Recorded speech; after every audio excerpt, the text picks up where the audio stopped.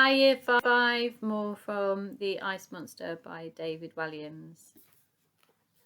And chapter 47, A New Comrade. "This is where I sleep," announced Titch as he opened the door to his ward. "We should have hidden Willie in here in the first place," muttered Elsie. "I think he shares it with other people," replied Dotty. "Well, I'm sure we could have told a few old soldiers to keep their traps shut." The door opened to reveal not a few, but 20 old soldiers, all poking their heads out of their berths. "Oops," said Elsie. Slowly Titch led the woolly mammoth into the ward by the tusk. He coughed and cleared his throat. "Good morning, gentlemen. Gentlemen, if I could have your attention, please, I would like to introduce you to a new comrade." The old soldiers put on their spectacles, attached any wooden arms and legs, or sidled into wheelchairs. Slowly they approached their magnificent beast. "What in the God's name is it, Titch?" piped up one. "Does it bite, Private?" asked another. "Is this what we're having for breakfast?" said a third, who had a long white beard that made him look like a military Father Christmas. Elsie stepped forward. "No, this is my friend, Willie." "Good Lord, a female in the Royal Hospital," remarked one old soldier. "And another," said another.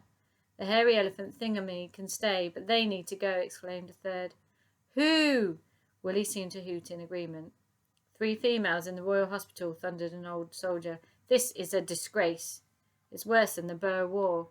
This place will have to be closed down. It's a scandal of epic proportions." Titch raised his voice to shout over them. "Let's have some hush, men. Wait until you hear the girl's story. Elsie?" The girl smiled and cleared her throat. She told the story so far. The old soldiers were rapt. They had heard of stories of incredible bravery and daring do, but this tall tale topped them all. Elsie ended with a plea. "Gentlemen, will you help Willie?" "I'm in," came one voice. "I am too," came another. "Me too." "And me," "and me," and another and another and another, until all but one soldier had raised his hand. All eyes turned to the one who hadn't. "Sorry, what was the question again?" asked the one who looked like Father Christmas. "That's the Brigadier," said Titch. "He forgets things." "We'll take that as a yes." "Who forgets what?" asked the Brigadier. The mammoth lolloped over to the window at the far end of the long ward and looked out. Elsie trailed after her friend before following her gaze over the rooftops of London. Willie lifted her trunk and pressed it against the window pane as if longing for something way out of reach. Elsie stroked the mammoth's trunk, then lifted one of her big furry ears and whispered into it. "What are you looking at, my friend?" she whispered. "If only you could tell me." "Who?" Chapter 48. North, North, North. Dotty ambled down the ward to join the pair. "Do you think we could teach Willie to talk?" "Talk?" "Yeah, then she could tell us what she was looking at." "But how would we teach her to talk?" "That would be the tricky bit," replied Dotty, looking lost in thought. "Maybe we could teach her 1 who for yes and 2 who's for no and 3 who's for maybe. Then list all the places in the world and see what she says." Elsie didn't want to hurt the lady's feelings. "It's a great idea, Dotty. It just might take a while to go through every single place in the world." She turned round to address the old soldiers. "Does anyone have a compass?" she asked. Admiral, you're never without yours," said Titch. "That's right, Private," replied the Admiral. He began patting his pyjama pockets. "Now, where did I put the blasted thing?" "It's round your neck," said Titch. The Admiral found it at the end of the chain. "It's round my neck. Why didn't you tell me?" He took it off and limped over to the girl. Duff, duff, duff. Elsie noticed one of his legs was wooden. "My leg, before you asked, was bitten off by a shark. Cheeky blighter did me a favour, really. I had gangrene anyway, so the leg had turned green. Didn't have to have it sawn off. Shark died of food poisoning. Rum old business." The Admiral passed his compass to Elsie. "There we are, young lady. We haven't been introduced. I'm the Admiral, the only naval man in here." "He was thrown out of the old sailors' home for drunkenness," remarked Titch. "That night I'd only drunk 7 bottles of rum, Private," thundered the Admiral. "It takes at least 9 to get me drunk." A cloud of rum-smelling breath sailed right up Elsie's nose. Her eyes watered and she sneezed. It was so strong that for a moment she herself felt drunk. "Thank you, Admiral," replied the girl. Elsie held the compass flat in her hand. The black arrow was pointing exactly the way the mammoth was pointing to. "North!" exclaimed Elsie. "Who?" went the mammoth. "See, she does talk," added Dotty. "Every time Willie has been piping has been pining to go north. Who? She's talking again, remarked Dotty. So, Admiral, tell me this, said Elsie. Yes, young lady, replied the old man with a smile. What is the absolute furthest north you can go? The Admiral guided the girl over to his bedside. Behold my globe, child. Beside his bed stood a magnificent orb with a map of the world on it. This came from my ship. Before it sank, chipped in Titch. That's quite enough of that, Private. I adore gazing at my globe. It reminds me of my glory days, all those adventures on the high seas. Look, young lady, we are here in London. He indicated the spot on the globe. Pop your finger there. The girl did so. Now trace your finger north, north, north. As Elsie moved her finger up, the Admiral read out the places. Scotland, Orkney Islands, Iceland, Greenland, the Arctic, the North Pole. You can't get any more north than that. The North Pole, said Elsie. Is it cold? The soldiers couldn't help but laugh. It's so cold, young lady, began the Admiral, that the sea is permanently frozen. There is no land, just a huge expanse of ice. Ice, she exclaimed. Perfect for a creature from the Ice Age. That's where we must take Willie, to the North Pole. Who? Agreed Willie. Elsie lifted her arms in a triumphant show of leadership. She looked around the ward. Every single old soldier stared back at her, mouth open in shock. Chapter 49. Audacious. But how would we get her to that North Pole? Asked Titch. We would sail, soldier, announced the Admiral. This is a job for the Navy. But surely you'll need the Army for ground support, sir, replied Titch. You may be right there, Private. This is a job for both divisions of Her Majesty's Armed Forces, a joint Navy and to a lesser extent Army mission. Hang on, interrupted Dotty. What is it, woman? Thundered the Admiral. Don't you need a boat? There were murmurs from the soldiers. She has a point. She's not as daft as she looks. I think we're missing a chess piece. Yes, agreed the Admiral. If you're sailing, it's always best to make sure you have a boat, otherwise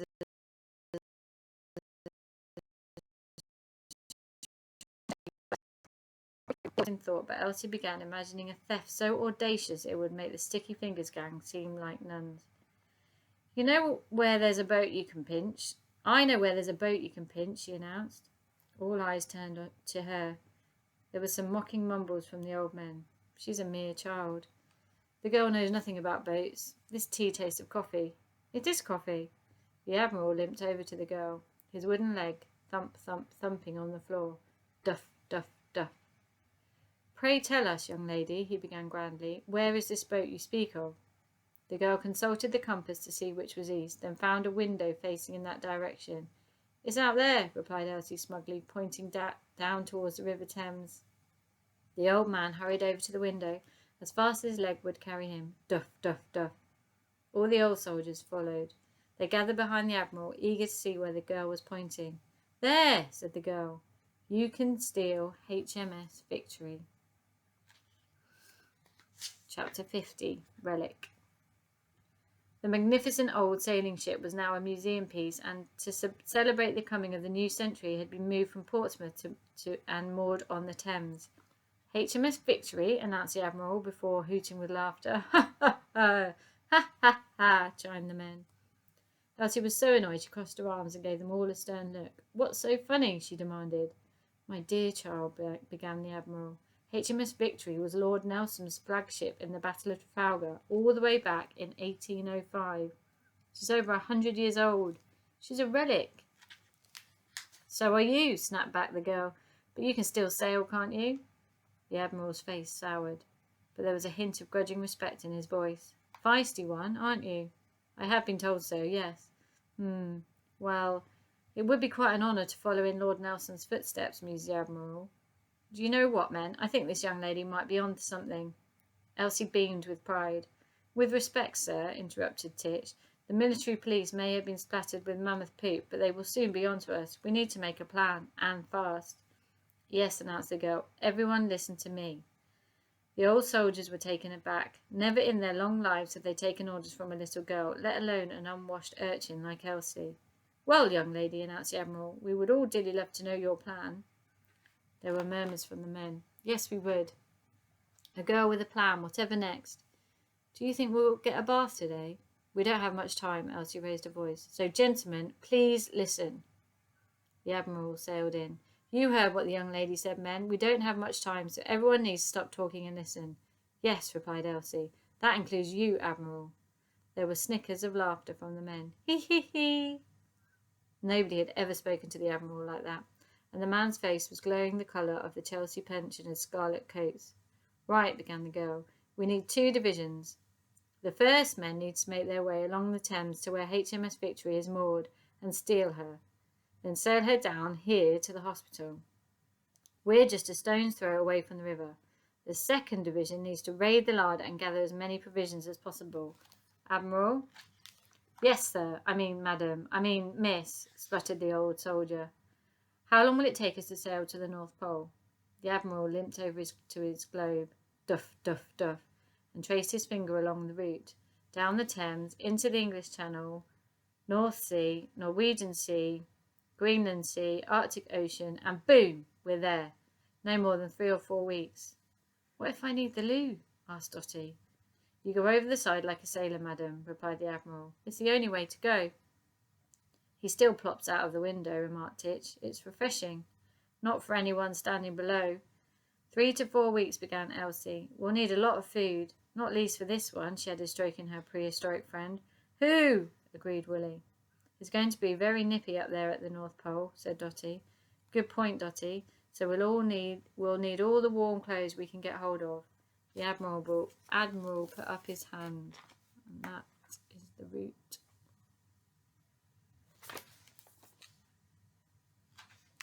Yes, Admiral, asked Elsie. Please can I be in charge of the ship? He asked meekly. Yes, of course you can, Admiral. Thank you, thank you, thank you. Me in charge of HMS Victory. This is a dream come true. You pick 10 men and bring back the Victory. Right, began the Admiral. This is a dangerous mission. It could even be fatal. I need 10 good men and true. All the old soldiers puffed out their chest and put on their most noble expressions, dying to be picked. Chapter 51. One Lonely Medal. The Admiral selected his crack team. 10 men threw their scarlet coats and black trousers on over their pyjamas, and as their medals clinked together they put on their tricorn hats. Elsie noticed that, unlike all the other soldiers, Titch just had the one lonely medal. Why has Titch only got 1 medal? She whispered to Dotty. Oh, don't ask, she replied. It's a sore point. They all tease him for it. Fall in, roared the Admiral.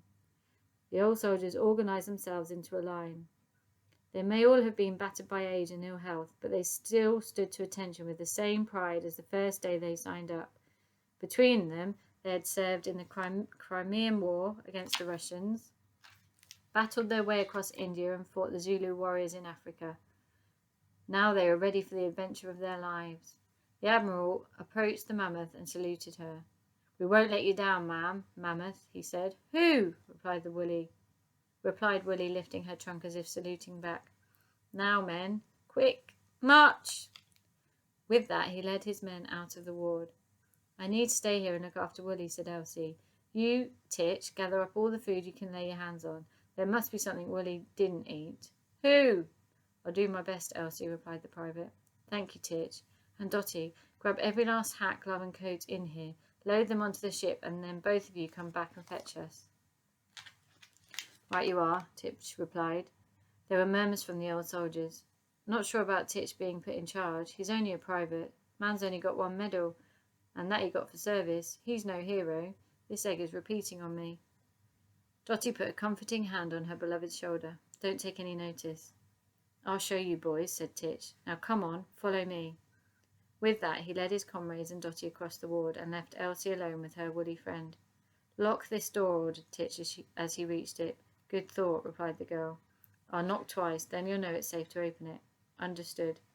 2 fast knocks or 2 slow knocks? Asked Dotty. It doesn't matter, my love, snapped the soldier. Just 2 knocks. Knock, knock. I'll meet you back here as soon as we're ready to set sail. Elsie rushed over to the door and locked it behind them. Click. Then she crossed the ward to join Willie. The girl put her arms around her. Don't worry, Willie, she said. We're going to get you home. Who? Willie nodded her head. Then the animal yawned and Elsie did too.